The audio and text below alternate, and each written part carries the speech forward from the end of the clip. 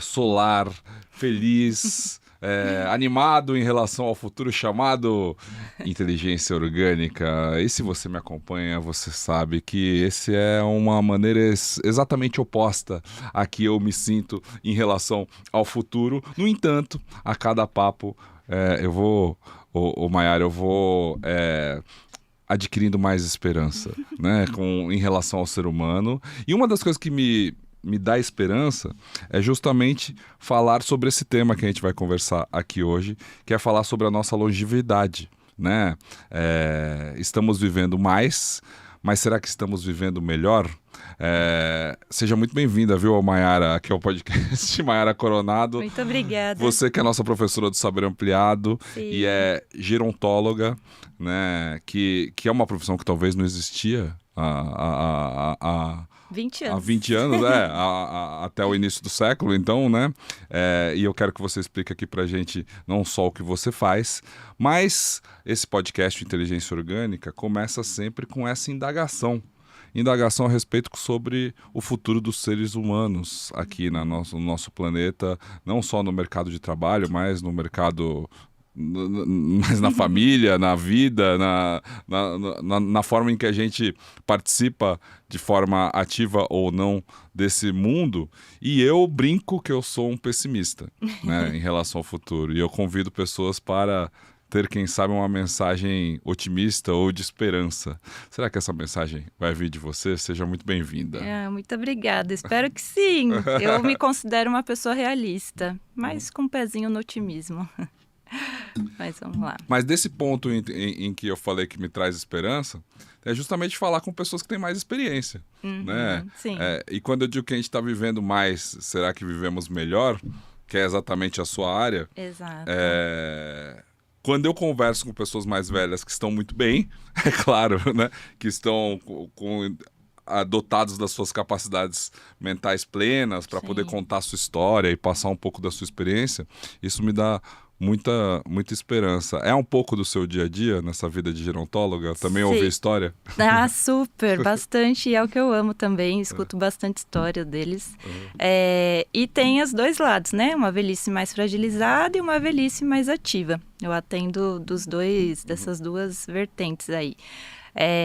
E é super inspirador, né, encontrar pessoas longevas, com as capacidades cognitivas preservadas, com autonomia, com independência, mas também a gente tem que ter a sensibilidade de que não é assim para todo mundo e a gente tem que pensar que a gente vive num país desigual, né? Então, essa também é a chave, né?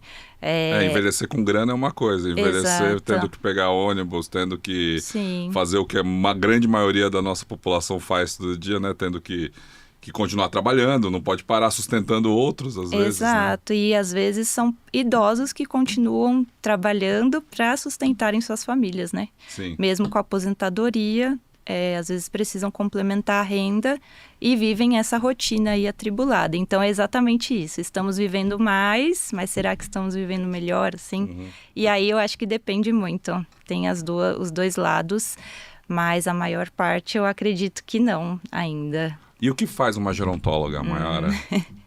Muito bom. Bom, para explicar, né, o gerontólogo não é médico, para deixar claro, que ainda se confunde muito com o geriatra. Isso é meio incomum ainda. Então, o geriatra é o médico que se especializa, né, na geriatria e vai tratar das doenças, da prevenção, vai prescrever medicamentos. O gerontólogo surgiu, né, a profissão surgiu em 2005, na USP, o primeiro curso de graduação de bacharelado. Sim. Depois, na UFSCar, se eu não me engano, da UFSCar eu não sei exatamente, mas foi próximo ali. Então, 2 universidades públicas. E foi justamente já pensando em atender essa demanda do envelhecimento que estava aumentando. Agora, aumentando muito mais rápido do que há 20 anos, né, aqui no Brasil. Então, foi para atender essa demanda do envelhecimento, pensando num profissional que vai atuar na gestão do envelhecimento e da velhice de uma forma multidisciplinar. Então, o médico vai olhar principalmente para a saúde e doença, o geriatra, e o gerontólogo vai buscar olhar para essa pessoa idosa e para nós que estamos envelhecendo de uma forma mais global. Então, conversando entre esses aspectos para buscar um equilíbrio e uma melhor qualidade de vida.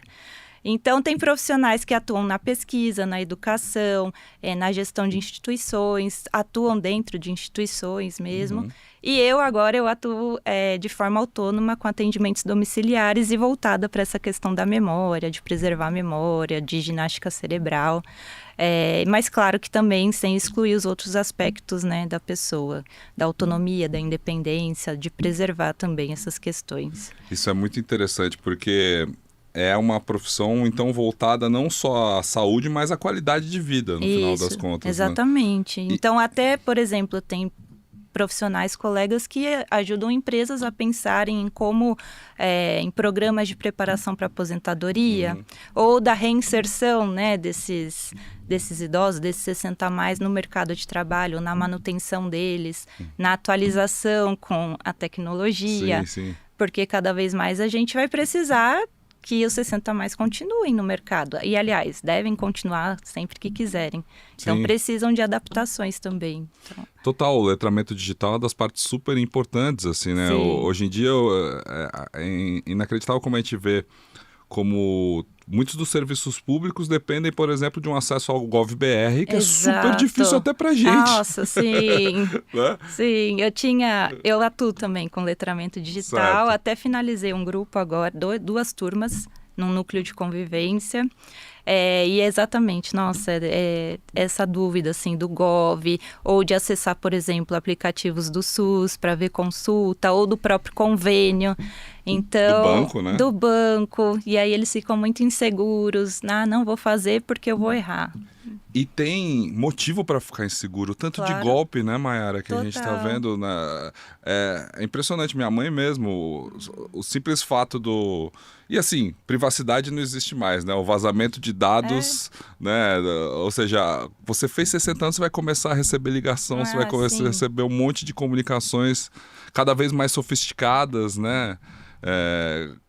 E isso eu acho que é uma demanda, também imagino que nesses últimos 20 anos o atendimento ao idoso ou a forma de olhar pro idoso mudou muito também. Sim, com 2005 certeza. já se tinha essa ideia de que, assim... Quanto tempo você atua na área? Então, eu não sou da primeira turma. Não é da primeira turma, né? Eu sou da 7ª, de 2011. Não é tão louco. Não. E aí, assim, desde a universidade a gente acaba tendo contato através de estágios ou dentro da... Antes se chamava Universidade Aberta à Terceira Idade, agora na USP é USP 60 a mais. Então a gente já vai tendo contato com esse público, né? E sim, a gente já lá naquela época. 15 anos. Já se tinha, assim, alguns lugares já fazendo turmas de letramento digital, porque foi uma demanda, assim, tanto no computador quanto já nos smartphones, assim. Então, eu já atuei com letramento digital ainda na faculdade, assim, acho como voluntária desses lugares. Então, em 2014, 2013 já tinha a procura. E como você chegou nessa parte da memória, da memorização? Porque isso é muito interessante. Eu sofro hoje, porque eu entendo que a minha memória foi corrompida pelos algoritmos, pelo excesso de dopamina. Eu tenho dificuldade de lembrar das coisas que eu fiz, porque eu estou sempre muito exposto a informações o tempo todo. Sim, assim, né? Isso é uma questão mesmo, super atual e de qualquer idade, eu vejo.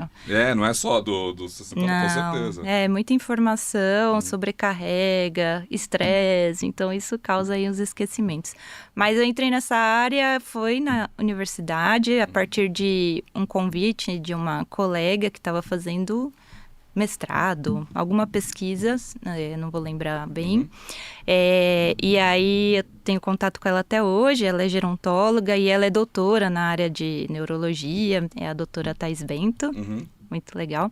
Então, a partir dela, desse convite dentro da universidade, que ela foi ministrar também algumas aulas, falar sobre essas temáticas de cognição, porque na graduação da gerontologia do bacharelado a gente tem disciplinas sobre isso. E aí tinha o projeto da pesquisa, que era justamente fazer uma pesquisa com os idosos ali da região, que eu fiz a USP, mas é na USP Leste, Termelino Matarazzo.